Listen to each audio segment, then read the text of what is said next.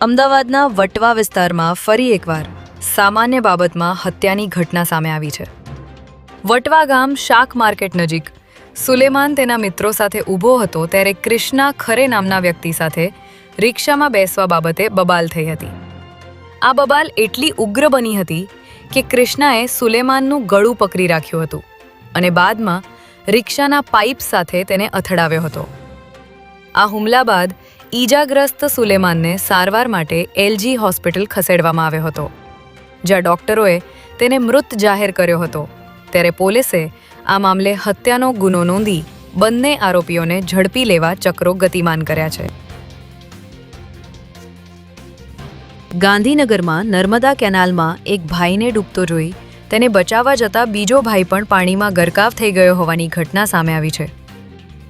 નરોડા વિસ્તારમાં રહેતો નિખિલ વાઘેલા કોઈ કારણસર પરિવારથી રિસાઈને ઘરેથી નીકળી ગયો હતો અને રાયપુર પાસેની કેનાલમાં જંપલાવી દીધું હતું।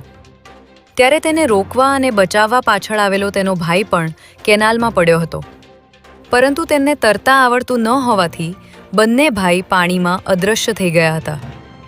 આ મામલે ફાયર બ્રિગેડની ટીમે તપાસ હાથ ધરી નિખિલ વાઘેલાની લાશ શોધી કાઢી છે, જ્યારે તેનો ભાઈ હજુ લાપતા હોવાનું જાણવા મળ્યું છે।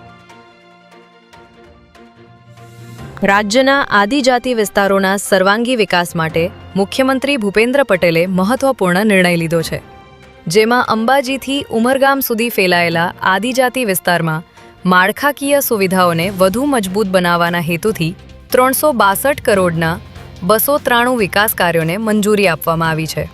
આ પ્રોજેક્ટ્સના અમલથી આદિજાતિ વિસ્તારોમાં રહેવાસીઓને મોટી રાહત મળશે, જેમાં ખાસ કરીને વિદ્યાર્થીઓ માટે સ્કૂલે પહોંચવું સરળ બનશે, જ્યારે આરોગ્ય સેવાઓ માટે દર્દીઓને આકસ્મિક પરિસ્થિતિમાં નજીકના પ્રાથમિક આરોગ્ય કેન્દ્ર સુધી ઝડપથી પહોંચાડવામાં મદદ મળશે।